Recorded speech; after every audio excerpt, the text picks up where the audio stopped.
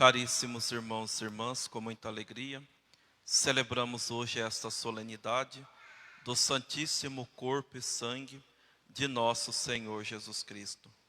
A Igreja celebra esta solenidade sempre na quinta-feira, após o domingo da Santíssima Trindade. Esta solenidade, ela foi introduzida na Igreja pelo Papa Urbano IV, no ano de 1264. E dois principais foram os motivos que levou o Papa Urbano IV a decretar essa festa na igreja. O primeiro, as revelações de Jesus a Santa Juliana. Santa Juliana foi uma irmã, uma freira religiosa da diocese de Liege, e nessas revelações Jesus dizia para Santa Juliana que ele queria um culto especial na igreja para honrar a divina Eucaristia. Então é na diocese de Liege que começam pela primeira vez na história da igreja fazer procissão na rua com o Santíssimo Sacramento. E depois, o segundo motivo foi o grande milagre de Bolsena. Que milagre que foi esse? Havia um padre, que muitas vezes nós passamos por crises de fé, muitas vezes nós nos perguntamos, será que vale a pena ser católico? Vale a pena ser santo? Vale a pena buscar o céu? Algumas pessoas ainda perguntam, será que Deus existe? Será que tudo isso é verdade? Ou é simplesmente um teatro de 2000 anos de história? Crise de fé. Alguns acabam cometendo até heresia. Então aquele sacerdote, ele tinha essa crise de fé, não acreditava na presença real de Jesus na Eucaristia, celebrava a Santa Missa e sempre se perguntava, será que isso aqui é real? Até que certa vez ele celebrando a Santa Missa, quando ele pronunciou as palavras da consagração, imediatamente o corpo se transformou num pedaço de carne humana, e daquela carne jorrava um sangue que molhou todo o corporal e toda a toalha do altar. E todos aqueles que estavam presentes nesta Santa Missa foram testemunhas deste grande milagre eucarístico. Então, com essa solenidade de Corpus Christi, do Santíssimo Corpo e Sangue de Cristo, a igreja quer proclamar para o mundo, quer proclamar para todos os cristãos a nossa fé em Jesus Eucarístico. Eu diria que hoje a liturgia está belíssima, está riquíssima, porque ela nos apresenta vários pontos. De uma forma geral, todas as leituras nos apresentam a relação do sacerdócio e da Eucaristia. Por quê? Como diz o Papa Bento XVI, o padre e a Eucaristia são como se fossem dois irmãos gêmeos. Eles não se separam. Um nasceu para o outro. Para termos a Eucaristia, nós precisamos de sacerdote. Precisamos de padre. Suponhamos que todos vocês aqui fossem santos. Como diria Santa Teresa de Ávila, santos de sétima morada. Todo mundo aqui fosse místico. Se vocês rezassem, invocassem o Espírito Santo numa hóstia, não ia acontecer nada. Agora um padre, por mais pecador que ele seja, ao pronunciar as palavras da consagração, Jesus obedece, digamos assim, e o grande mistério da transubstanciação acontece. Então, um nasceu para o outro. Para ver a Eucaristia é necessário padre. E o padre, ele só se sustenta no seu sacerdócio, no seu ministério, se ele também viver da Eucaristia. Para nós, padre, ao levantarmos, a nossa primeira preocupação tem que ser, que horas que eu vou celebrar a minha missa de hoje? Vai ser agora cedo? Vai ser durante o almoço? Vai ser à tarde? Vai ser à noite? Onde que eu vou celebrar a minha Santa Missa? O padre entrou de férias, ele vai viajar, vai não sei para onde. Ele tem que se preocupar como que ele vai fazer para celebrar as suas Santas Missas. Então é a primeira preocupação. Por isso o Salmo, tu és sacerdote eternamente, segundo a ordem do rei Melquisedeque. No céu, todos aqueles que hoje são padres serão felizes por terem sido padres aqui nessa terra, aqui nessa vida. E eu digo mais ainda, serão felizes por terem sido fiéis a Jesus até o fim. Pois bem, o que é a Eucaristia? Em primeiro lugar, a Eucaristia é um mistério de amor. Na última ceia, como nós ouvimos na primeira leitura, na quinta-feira santa, o dia que Jesus instituiu a Eucaristia e ao mesmo tempo o sacerdócio, Jesus tomou o pão, deu graça e deu aos seus discípulos dizendo que as palavras da consagração, aonde o sacramento acontece. Primeiro ele disse, tomai e comei. O que isso significa? Que aquele pão era para ser comido, aquele pão era para ser recebido, ou seja, era para ser comungado. Depois, aqui nós temos a comunhão. Ele diz, isto é o meu corpo. O que isso significa? Não é um pão qualquer, não é um pão comum, é o próprio corpo de Cristo. Ontem, Dom Mário, na missa de Padre Paulo Ricardo, de 30 anos, de sacerdote, ele perguntava para o povo, por que é que nós cremos na Eucaristia? Porque Jesus nos disse, isto é o meu corpo. É Ele que disse, não foi a igreja que inventou. Então não é um pão qualquer, é o próprio corpo de Cristo. E depois, o terceiro aspecto, será entregue por vós. Ou seja, é o sacrifício. É Jesus, o cordeiro imolado, que se faz pão, que se faz alimento para a nossa alma. Remédio para os nossos pecados, para as nossas doenças, para as nossas feridas. Então aqui nós temos esses três aspectos da Eucaristia. A comunhão, o sacrifício e o corpo de Cristo. Portanto, meus irmãos e minhas irmãs, nós sempre devemos lembrar que Jesus está presente na Eucaristia. E, infelizmente, percebemos dentro da igreja muita falta de reverência a Jesus Eucarístico. Por exemplo, algumas pessoas ao entrarem dentro da igreja não sabem o que significa aquela luz que está acesa, que Jesus Eucarístico está ali dentro. Então, ao entrar dentro da igreja, nós temos que fazer um momento de adoração, de nos colocar na presença de Deus.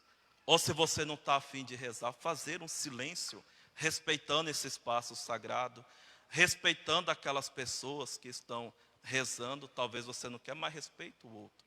Algumas pessoas entram dentro da igreja, ficam nas redes sociais, estão no WhatsApp, no Facebook.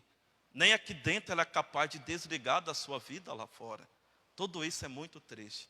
Algumas pessoas estão dentro da Santa Missa e estão comendo. Aonde que está o jejum eucarístico? Vocês sabem o que é o jejum eucarístico? O que significa? Que todo fiel católico, a começar pelo padre, 1 hora antes da comunhão tem que estar de jejum. Não pode comer uma comida e depois entrar na fila da comunhão. Isso chama-se jejum eucarístico. Ah, padre, mas por quê? Para que nós sintamos fome daquele que é o verdadeiro pão do céu, daquele que nos alimenta. Ninguém vai morrer fazendo 1 hora de jejum antes da Santa Missa. A não ser que você tenha algum problema de saúde que você precisa se alimentar, aí tudo bem, está dispensado desse preceito. Fora isso, ninguém está dispensado. E outra realidade que eu gostaria de ressaltar também, a questão de estar em estado de graça. Quantos de nós que há muito tempo não nos confessamos, vivemos no pecado, cometemos pecado, começa o canto da comunhão, a pessoa está lá bonitinha, entrando. Quando entro nessa procissão, aí na fila do confessionário está lá, a fila curta, né? Alguma coisa está acontecendo. Então nós temos que olhar para nós. Será que eu estou pronto, preparado, em estado de graça, para comungar o corpo de Cristo? Se não estou, o que está acontecendo? Vai buscar o sacramento da confissão. Ah, padre, eu vivo uma situação irregular. Procure um sacerdote, o seu pároco. Vai conversar com ele sobre essa sua situação. O que pode ser feito, mas jamais fique parado. Não podemos trocar Jesus Eucarístico por nada. E por nenhuma pessoa, por nenhum relacionamento. Não podemos deixar de comungar Jesus para viver no pecado. Então temos que regularizar a nossa vida, a nossa situação. E um outro detalhe que eu gostaria de destacar também é a forma de comungar. Os catequistas lá na catequese ensinam para as crianças como que se comunga. Em pé ou de joelho, na boca ou na mão. É o fiel que decide, não é o sacerdote. A não ser que a comunhão seja de duas espécies, aí não tem como, vai ter que ser na boca, querendo ou não. E uma vez que você vai comungar na mão, não é para fazer uma pinça. Eu acho engraçado, algumas pessoas, né, vão comungar. Eu fico lembrando daquelas entradas que tem nos buffets nas festas. A pessoa vai lá, pega uma torradinha, né, põe lá uma coisa em cima e faz assim. Né? Não, não é, gente, dessa forma. Não é para fazer assim. Existe modo, existe significado. Na paróquia tem um comentário que o padre Edmilton fez, que as leitoras lê todas as santas missas. A mão direita tem que estar embaixo, a esquerda em cima. Você vai fazer meio que, e não é uma rampinha. Um dia uma pessoa fez uma rampa, coloquei, Jesus caiu no chão. Então a mão tem que estar reta. Pega Jesus e eleva a sua boca. E depois verifica, né, se na sua mão tem fragmento. Porque o fragmento pode ser o menor que for. Jesus está ali presente. Então cuidado para não comungar, fazer isso aqui. Temos que olhar. É uma questão de amor.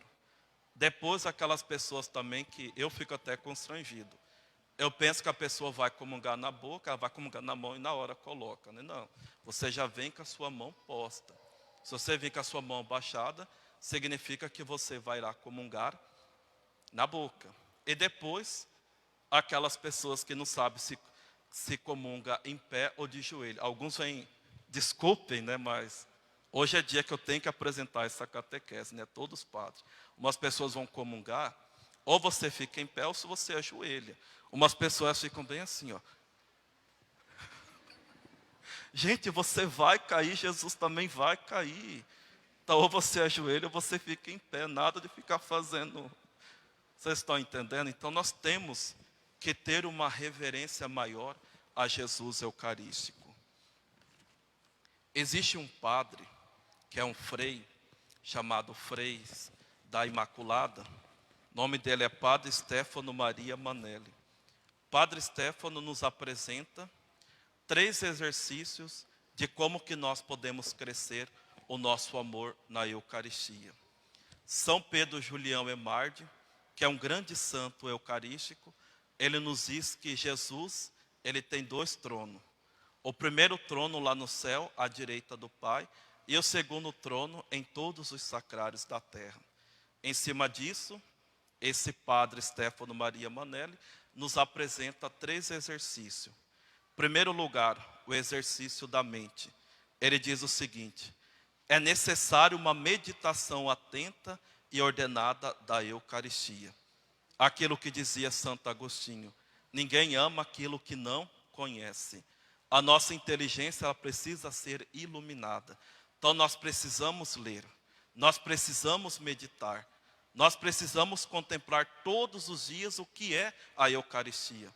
Porque se nós não fazermos isso, o nosso amor a Jesus vai esfriando e a nossa fé vai diminuindo. Por isso a importância de pegar bons livros sobre a Eucaristia. Tem vários, como esse dele aqui, ó, Jesus, Nosso Amor Eucarístico. É um livro tão pequeno que vocês começam a ler, vocês entram em êxtase de tão belo que é esse livro. E ele traz a vida de vários santos relacionado à Eucaristia. Então é o primeiro ponto, o exercício da mente. Fazer meditação sobre a Eucaristia. O segundo exercício é exercício do coração. Ele diz o seguinte: o amor para com a Eucaristia deveria ser espontâneo e sempre vivo em todos. Eu acho tão bonito que São Francisco Marco, um dos pastorzinhos lá de Fátima, quando ele compreendeu o que realmente era o sacramento da Eucaristia, que Jesus estava ali, ele sofria muito ao ver que Jesus estava sozinho e abandonado no sacrário.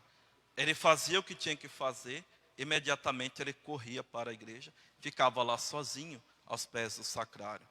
Ai, padre, isso é loucura, fanatismo? Não, é amor. É a atitude de um coração que compreendeu que seu Deus está ali presente. Então nós temos que exercitar o nosso coração, a nossa alma, para amarmos Jesus Eucarístico.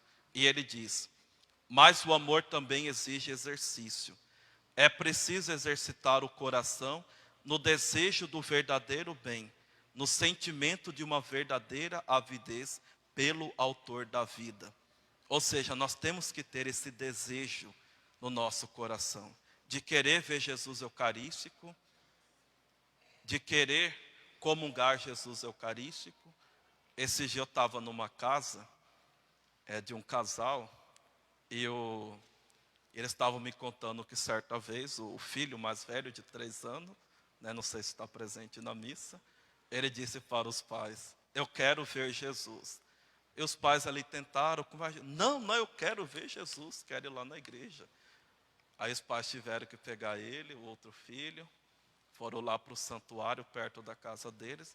Eles são amigos do padre, né? Ligou para o padre e lá eles encontraram. O menininho foi ver Jesus. Então é muito bonito isso. Hoje, no retiro das crianças da catequese Bom Pastor, uma catequista me dizendo que tem um netinho também de 3 anos. E o netinho chora, porque quer receber Jesus. Ele alega que ele já entende que Jesus está ali. Então, é muito belo ver essa inocência dessas crianças. E essa mesma inocência, é esse mesmo desejo que nós temos que ter diante da Eucaristia. Santa Teresinha do Menino Jesus, ela não está aqui, né? Não sei se está em cima, ela ficava aqui. Não, está ali, exato.